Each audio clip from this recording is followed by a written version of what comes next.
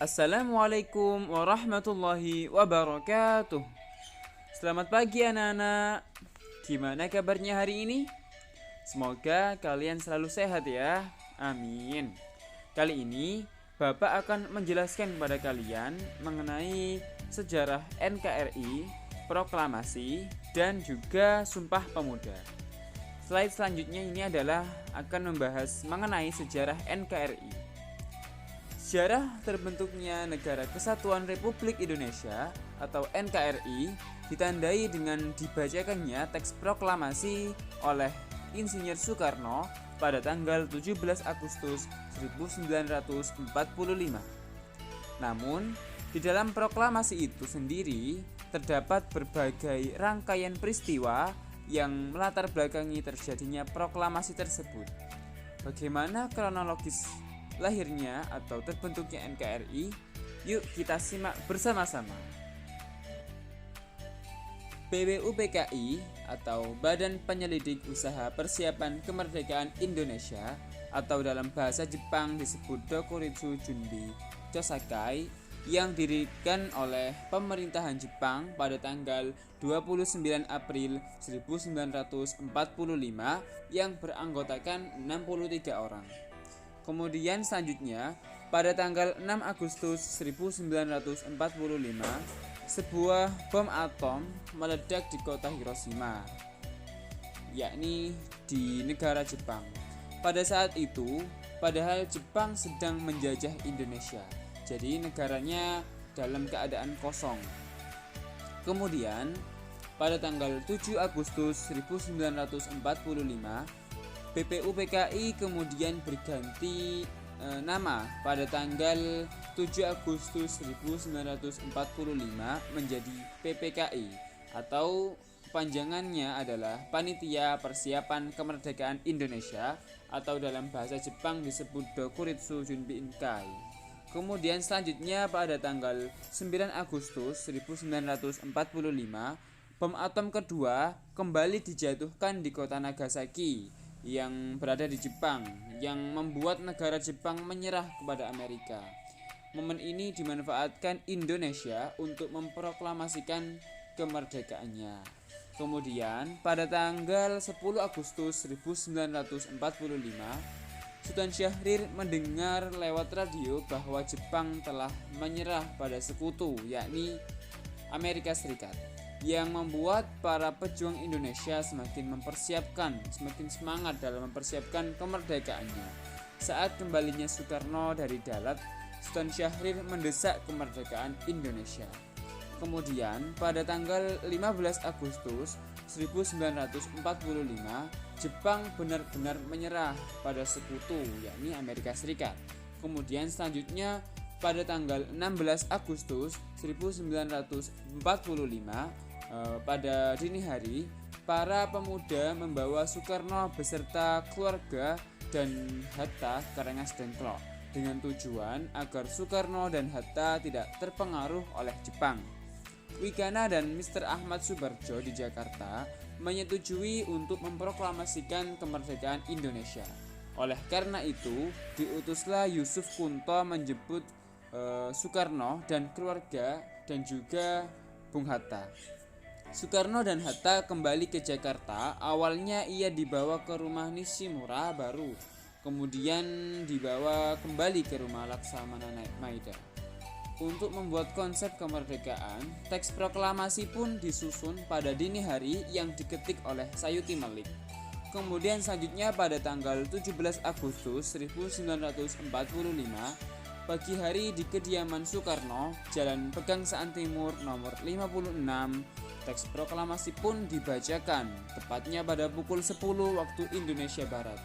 Dan dikibarkanlah bendera merah putih yang dijahit oleh istrinya Soekarno, yakni Fatmawati. Peristiwa tersebut disambut gembira oleh seluruh rakyat Indonesia. Kemudian pada tanggal 18 Agustus 1945, PPKI mengambil keputusan mengesahkan UUD 1945 dan terbentuknya NKRI atau Negara Kesatuan Republik Indonesia, serta terpilihnya Insinyur Soekarno dan Muhammad Hatta sebagai Presiden dan Wakil Presiden Republik Indonesia.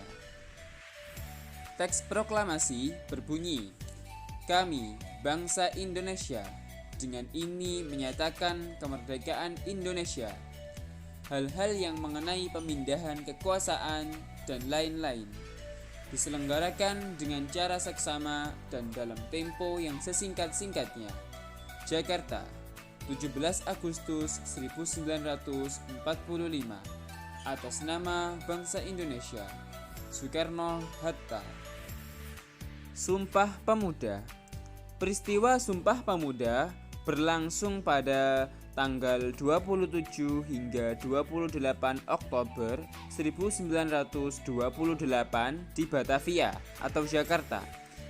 Berikut ini adalah isi dari Sumpah Pemuda. Kami, putra dan putri Indonesia, mengaku bertumpah darah yang satu, tanah Indonesia.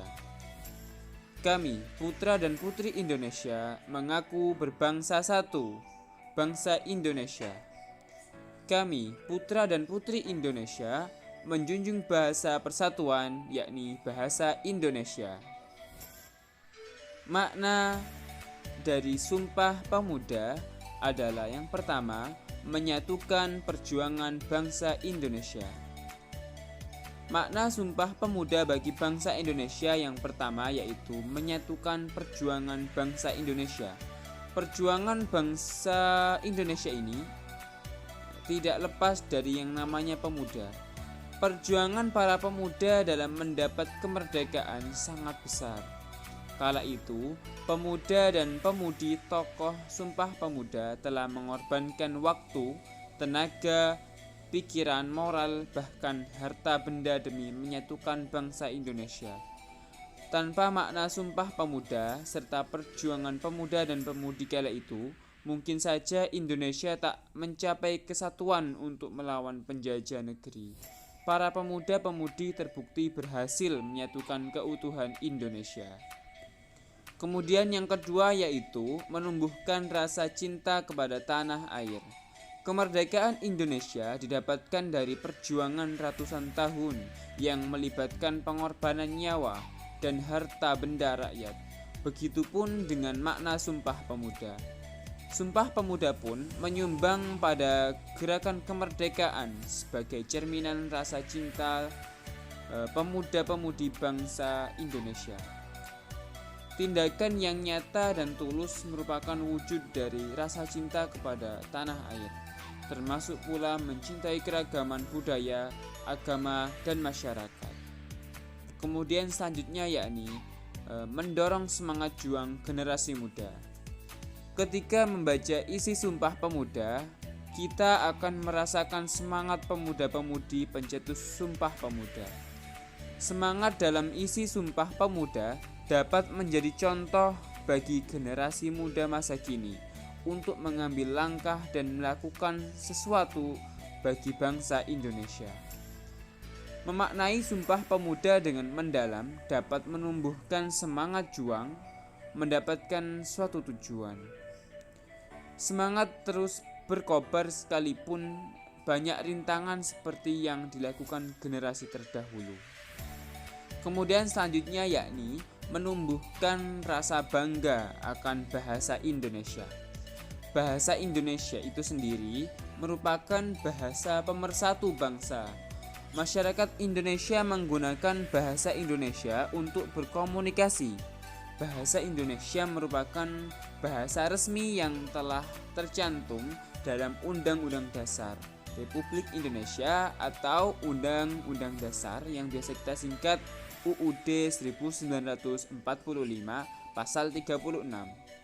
Kebanggaan akan bahasa Indonesia perlu ditekankan, terlebih saat ini bahasa Indonesia mulai tergeser karena modifikasi bahasa. Padahal tanpa pemahaman berbahasa yang baik, mengungkapkan isi dan ide akan sulit. Hal ini juga berpengaruh pada intelijensi dan rasa nasionalisme. Kemudian selanjutnya yakni dapat menumbuhkan kebanggaan sebagai bangsa Indonesia. Ketika Sumpah Pemuda diikrarkan, kebanggaan terlihat jelas dari para pemuda-pemudi dalam setiap kalimat isi Sumpah Pemuda. Generasi muda seharusnya juga bangga akan tanah air. Indonesia dikenal sebagai negara yang kaya dan memiliki beragam budaya. Kekayaan dan keberagaman tersebut tentu harus dilestarikan oleh para generasi muda. Kemudian, selanjutnya yakni sebagai ajakan untuk menjaga keutuhan bangsa Indonesia. Menjaga keutuhan bangsa Indonesia merupakan hal yang harus dilakukan oleh masyarakat Indonesia. Di era sekarang, makna Sumpah Pemuda harus ditanamkan melalui pelajaran sejarah di sekolah. Hal ini untuk menumbuhkan rasa nasionalisme atau cinta tanah air pada generasi muda. Perkembangan teknologi saat ini cukup berpengaruh pada cara berpikir generasi muda. Teknologi seharusnya digunakan secara bijak agar generasi muda dapat lebih peduli dan paham akan kondisi negaranya. Sekian presentasi dari Bapak. Kurang lebihnya Bapak mohon maaf. Bapak akhiri, wassalamualaikum warahmatullahi wabarakatuh.